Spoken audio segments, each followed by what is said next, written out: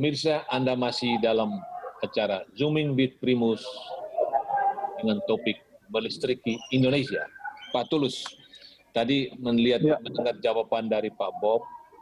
Dalam kondisi kita pandemi ini, orang bekerja dari rumah dan sangat membutuhkan listrik, dan pemerintah sekarang lagi membuat kebijakan dengan maksudnya yang mulia, yaitu bagaimana meringankan beban masyarakat terdampak. Yang masyarakat terdampak bukan hanya di kota, sampai ke desa juga, bansos-bansos sampai ke desa. Karena ini bagaimanapun juga semua merasa kesulitan. Nah, apa yang menurut Anda penting sekali dari kebijakan energi listrik soal khususnya menolong masyarakat Indonesia? Ya, kalau terakhir-terakhir ini kan kita semua, walaupun itu faktualnya memang menggunakan, tapi sebagian ada masalah adalah terjadi feeling shock atau tagihan listrik di mana karena kita semua bekerja di rumah, semua berada di rumah, akhirnya kan pemakaiannya sangat tinggi, ya, bahkan kenaikannya sampai 100%, 200%, 300% dan segala macam. Mayoritas kita lihat memang mereka menggunakan sesuai dengan KWH yang dia pakai, tetapi ini kemudian memang masyarakat tadi kita bilang tidak menyangka kok pemakaiannya semacam itu. Nah, ini perlu skema bagaimana memberikan keringanan kepada mereka yang khususnya di satu sisi tagihannya melonjak begitu dahsyat, tapi di sisi lain mengalami drop dari sisi pendapatan. Ya, kenapa? Karena saat ini kan banyak orang yang mengalami drop pendapatan atau bahkan PHK dan segala macam, sehingga perlu skema atau simulasi untuk meringankan mereka, khususnya yang mengalami masalah-masalah pekerjaan ataupun sosial yang lainnya. Dan kedua, bisa saja kemudian pemerintah juga mereview terhadap formulasi tarif listriknya, ya, tarif dasar listriknya, apakah memang perlu diturunkan, direvisi ataupun yang lain. Karena kan komponen listrik itu kan minyak dunia, ya, kemudian batu bara dan segala macam. Tapi mereka kan harganya saat ini sedang turun.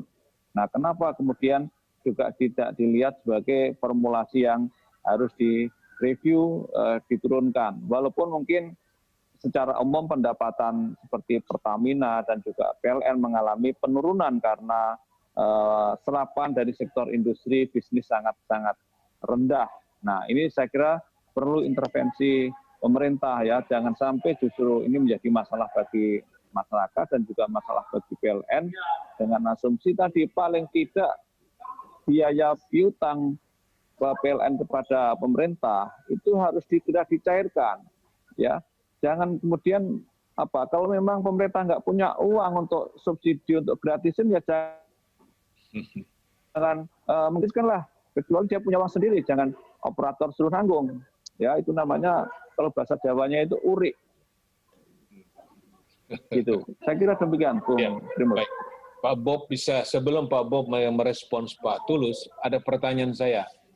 Ini pada saat ini, sekarang sudah bulan Juli akhir, ya, 7 bulan ini, itu penjualan listrik oleh PLN itu naik apa tidak dibanding dengan periode yang sama 2019, Pak? Penjualan Secara umum, kalau dari year on year-nya sampai dengan semester 1, kita naik sekitaran 0,93%.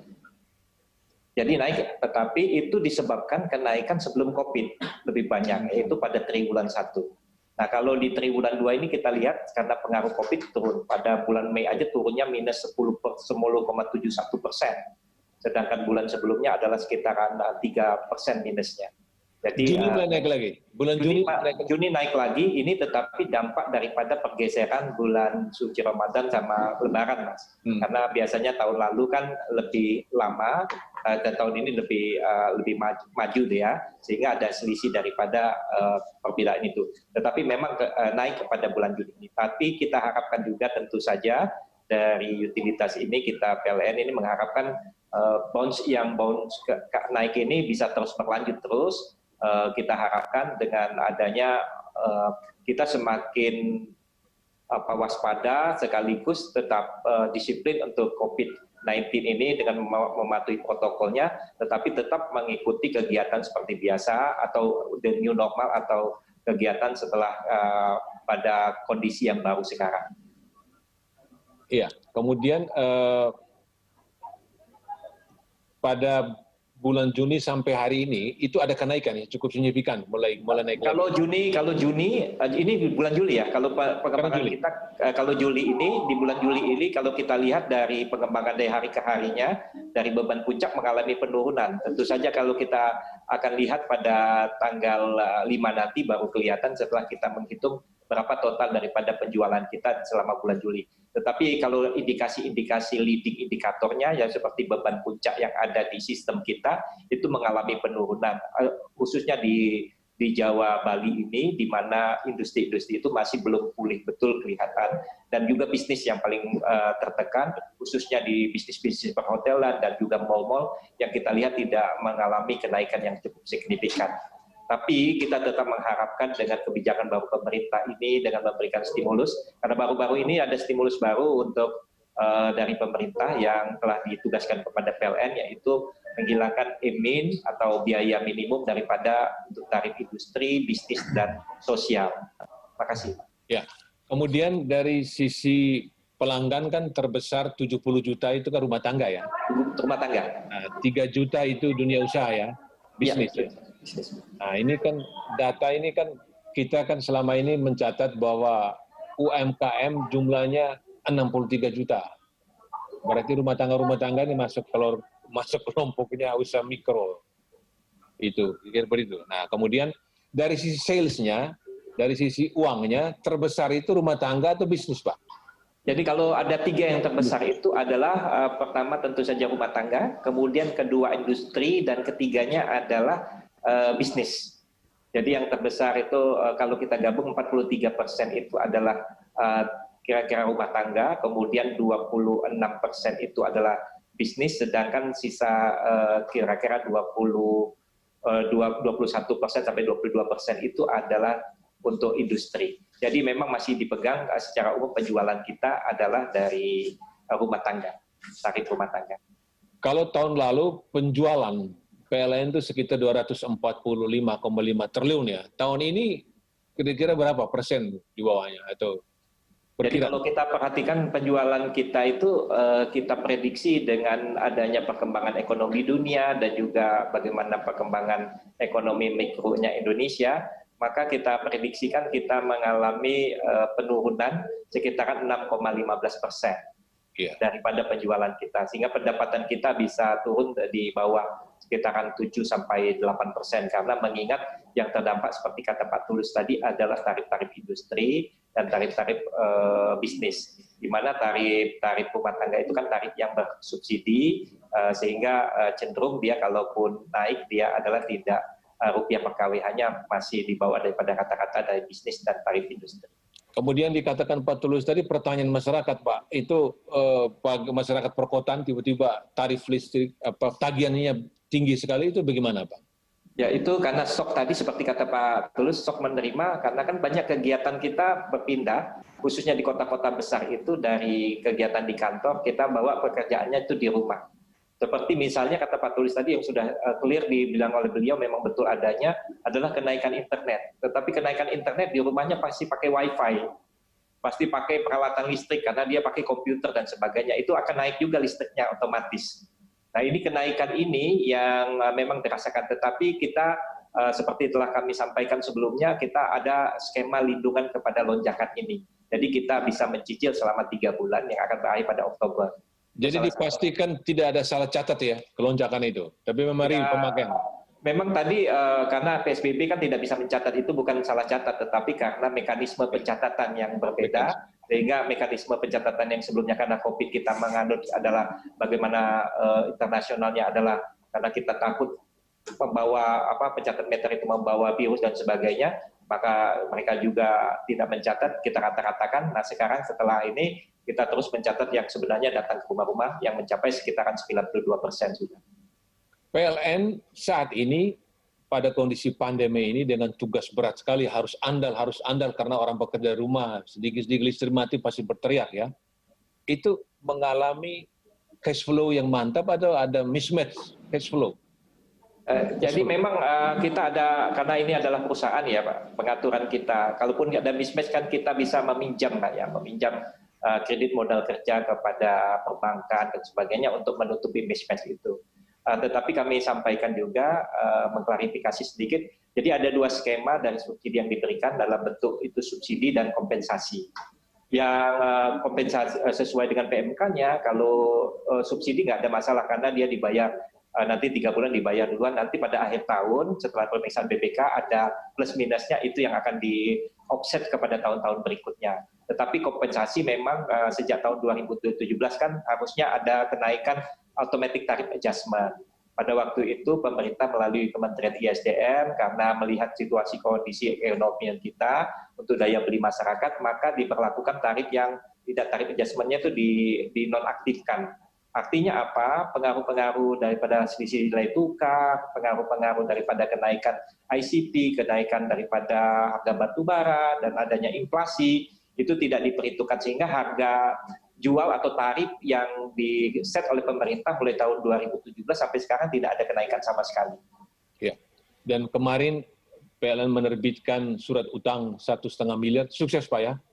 Alhamdulillah kita sukses, termasuk salah satu yang terbaik karena kita mulai kupon yang lebih rendah daripada umumnya, dan itu menunjukkan bahwa investor itu masih mempercayai Indonesia sebenarnya dan mempercayai PLN, karena PLN ini kan adalah milik 100% dari bangsa Indonesia. Jadi secara tidak langsung selain mempercayai PLN bahwa ini investasi yang masih bagus, tentu saja negara ini kita tutup berbangga juga itu.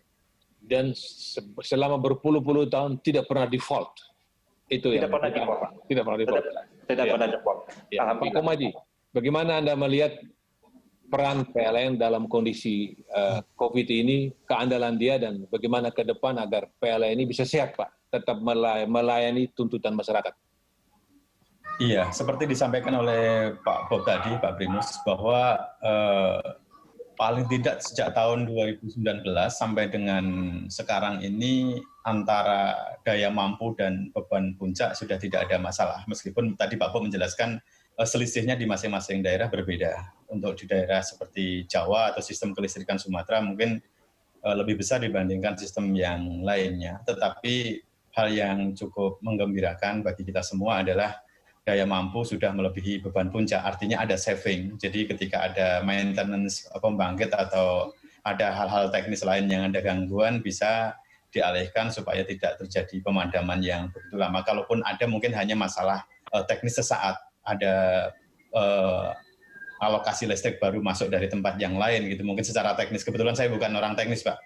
Kira-kira seperti itu gitu. Nah, ini di dalam jangka panjang yang perlu dipikirkan Pak Primus. Kalau kita lihat struktur ekonomi kita, sampai sejauh ini industri dan jasa itu porsinya cukup besar, Pak. Bahkan di atas 40%. Artinya kegiatan industri dan jasa ini kan lekat sekali dengan listrik. Sehingga saya melihat proyek 10.000 megawatt tahap 1, tahap 2 yang dikerjakan oleh Pak SBY waktu itu, kemudian dilanjutkan 35.000 megawatt oleh Pak Jokowi, saya kira di dalam konteks untuk melihat masa depan sebetulnya.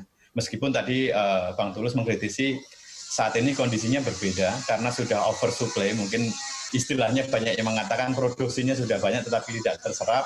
Ini karena kondisi saya kira, ekonomi dunia sedang turun, kemudian juga kombinasi dengan adanya pandemi COVID, sehingga memang prediksi atau estimasi dari sebelumnya tidak ada satupun yang bisa menduga 100% seperti sekarang ini, tetapi paling tidak di dalam rangka untuk mengantisipasi yang mana kita sama-sama tahu, mungkin Pak Bob bisa menambahkan nanti, membangun pembangkit listrik dan jaringannya ini kan tidak bisa sehari 2 hari. Sehingga kalau ada lonjakan permintaan ketika industrinya tumbuh, masyarakatnya juga berpendapatannya menambah, otomatis konsumsinya meningkat. Sehingga apa yang dilakukan oleh pemerintah, baik pemerintahan Pak SBY maupun pemerintahan Pak Jokowi sekarang ini, saya kira sebetulnya sudah baik maksudnya. Meskipun kondisinya ada kondisi-kondisi tertentu yang kemudian di luar prediksi awal. Nah, untuk ketersediaan listrik ini saya kira mau tidak mau ke depan kita elastisitas listriknya semakin besar Pak, karena memang sektor industri atau struktur ekonomi kita ini bergeser ke arah industri dan jasa. Kalau dulu kita basisnya agraris dan ekstraktif, yaitu pertanian yang menjadi tulang punggung, sekarang ini industri yang menjadi tulang punggung. Kalau pertanian seperti saudara-saudara saya di kampung sana, ke sawah tidak perlu listrik, Pak. Tapi kalau industri manufaktur, UMKM, dan industri bisnis dan jasa sekarang ini segala sesuatunya lekat sekali dengan listrik. Sehingga kalau mau menaikkan PDB, konsumsi listrik otomatis harus naik. Nah, ini yang kondisinya sudah berbeda dengan sebelumnya. Sehingga ke depan ini yang harus sama-sama kita pikirkan, listrik ini harus kita siapkan, yang perlu kita pikirkan keseluruhan. Fiskalnya harus aman, pelaksananya yaitu PLN juga harus aman secara keuangan dan proses bisnisnya, masyarakat juga harus aman, terjangkau daya belinya. Dan ini menjadi pekerjaan rumah kita bersama, bukan hanya pekerjaan rumah PLN, bukan hanya pemerintah, tetapi bagaimana kita sama-sama memikirkan untuk kebaikan bangsa dan negara ke depan. Saya kira demikian tambahan dari saya. Pak Tulus bisa beri imbauan 1 kalimat, 2 kalimat? Ya, begini, tadi Bung Komedi mengatakan bahwa listrik surplus soal COVID, tapi sebenarnya tidak ya, sebelum COVID saya tahu proses PLN sudah pikir balik untuk menjual listrik agar terserap lebih banyak, sehingga konsumen di campaign untuk menggunakan kompor induksi ataupun beralih ke mobil dan motor listrik segala macam, yang itu masih berat. Sehingga ini perlu insentif-insentif dari pemerintah agar listrik yang sudah baik, kapasitasnya, daya mampunya bisa terjual. Karena dengan sistem yang besar ini, problematiknya bukan lagi kekurangan daya, tapi kelebihan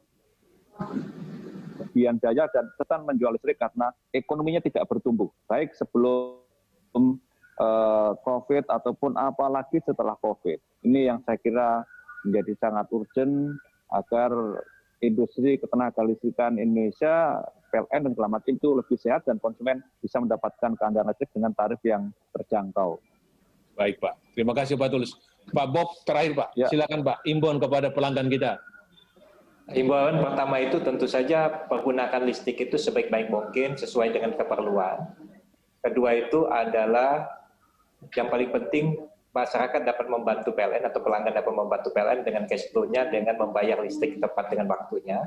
Dan yang terakhir itu bersama-sama dengan PLN menjaga keandalan listrik melalui merelakan daripada ROW-nya atau pohon-pohonnya diberikan kewenangan kepada PLN untuk memangkas supaya tidak tersentuh jaringan. Kira-kira 3 itu ya Pak Tulus yang bisa saya sampaikan. Pak Primus. Ya, terima kasih. Pemirsa, dari sisi pasokan dan pelayanan, rasio elektrifikasi sudah 99% lebih. Ini luar biasa kerja dari PLN melayani Indonesia yang wilayah geografisnya luas dan sangat beragam, penduduknya 273 juta. Kemudian, walaupun kita dalam kondisi sulit pandemi COVID-19, seperti imbauan Presiden, kita harus bukan sekedar sharing burden, tetapi juga sharing pain. Jadi, setiap pelanggan yang mampu, bayarlah pada waktunya. Kalau PLN sehat, kita semua juga sehat, kan begitu. Pemirsa, terima kasih kepada 3 narasumber kita. Yang pertama, Pak Bob Syaril. Terima kasih Pak Primus. Terima kasih banyak Pak Primus atas kesempatannya. Ya, Pak Tulus Abadi. Terima kasih Pak Tulus. Dan terima kasih kepada Pak Komadi Notonegoro. Terima kasih. Kita jumpa lagi pada Zoom yang akan datang. Waktu saya kembali ke studio dengan Julita. Pemirsa, demikianlah Zooming with Primus dengan tema melistriki Indonesia. Saya Julita Tolomadua. Terima kasih atas kebersamaan Anda. Sampai jumpa.